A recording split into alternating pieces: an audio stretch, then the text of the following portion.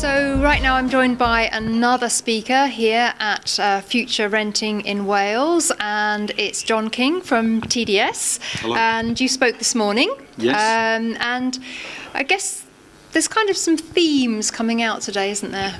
There is, because I think we're coming across landlords time and time again who say there's a lot of legislation, there's a lot that they need to know, they've got to get it right. And that was one of the things we talked about this morning, was making sure in our particular area, tenancy deposit protection, which is now over 10 years old, and it's something that hasn't changed very much in the last 5 to 6 years. It was emphasising that not only do landlords need to get it right from the legislation point of view, but then they need to think in a broader sense. How do they look after their tenants?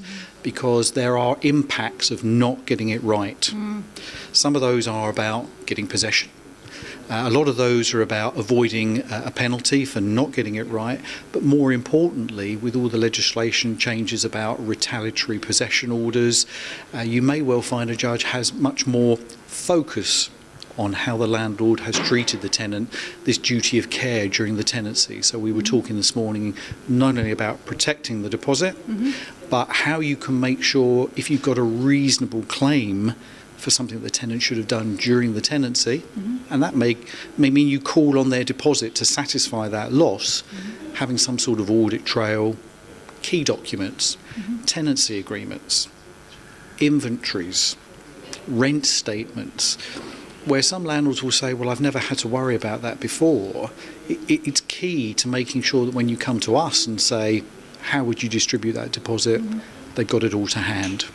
Absolutely. I think actually that TDP is an interesting topic in the wider context, because as you said, it's been around for over 10 years now, but there are still landlords that are not compliant with TDP legislation 10 years on. Yes. And I think in a way that highlights the importance of an event such as this to promote landlord learning. Yes, and I was very keen to make sure that landlords understood that there was no persecution. It was about giving knowledge, but they need to understand their tenants are also now very knowledgeable, and rightly so, that they know what a landlord should be doing. And that applies to letting agents, of course, acting on behalf of landlords, that although the penalties seem very attractive in England and Wales as they stand at the moment, because that money would go to a tenant if a judge determined that there'd been a penalty to apply, but the reality is tenants know full well that not only do they have obligations, but the landlord has key obligations.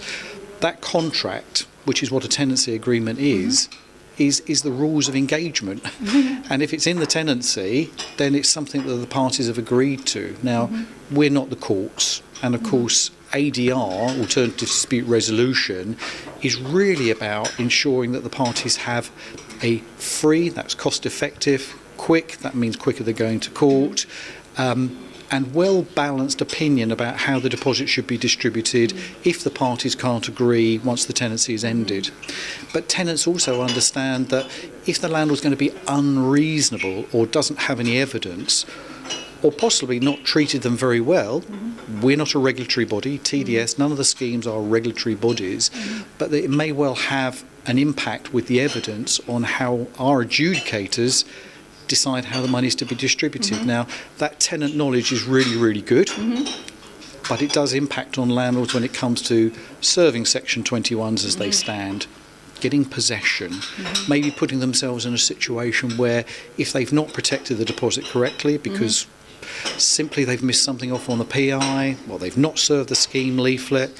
I've seen a few landlords just today who said, I'm sure we don't have to do this, and I've had to remind them that I'm sure you do, because that's what the legislation says you must do. It's not made to catch anybody out. In fact, there's quite a lot of clarity about it. But I think tenants will use that to defend a possession order, and even to muddy, I suppose, the waters when it comes to the judge's decision about whether he should offer possession. So it's about having a solid foundation so you can rely on it at the end of the tenancy. Indeed. And, you know, central government, we know that landlords are in their sights. We've had, obviously, the Section 24 tax regime, other issues that are affecting landlords, more onerous legislation, landlord licensing. Very much central government is looking to professionalise the sector, which I know we all agree is a positive thing. How they go about doing that is another matter. But clearly an event like this is very important for landlords. Do you think that it's going to be the professional landlord, the educated landlord, that's going to thrive and survive? You would hope so, and I think what I've heard in some of the talks today particularly is a sense of frustration on behalf of professional landlords who say, we're here, we're trying to learn, we are doing it properly. In Wales, taking on the Rent Smart Wales side of it to make sure that they've licensed properly.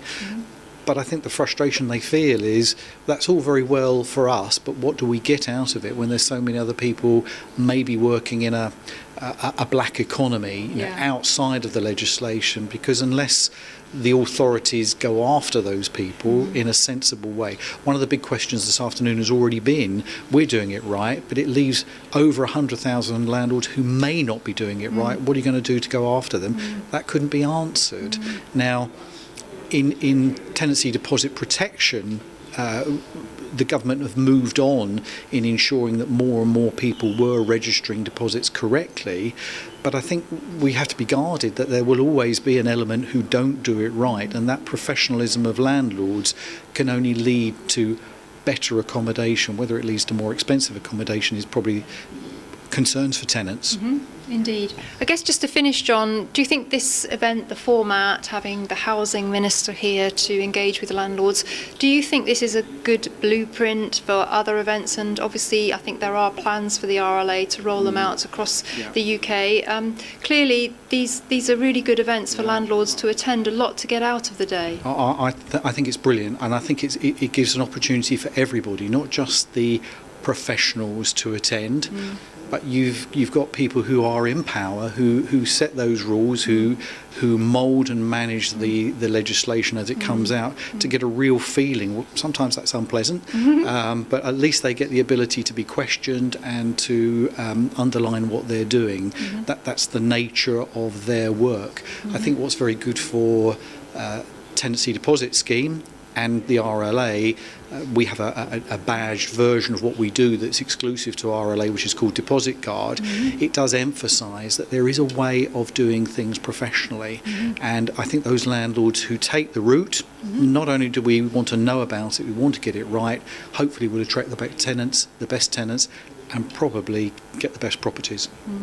Very, very true. Well, thank you so much for your Pleasure. contribution here today, John, and also for taking part in our interview. It's been Thank really you. interesting to hear your views. Thank you. Goodbye.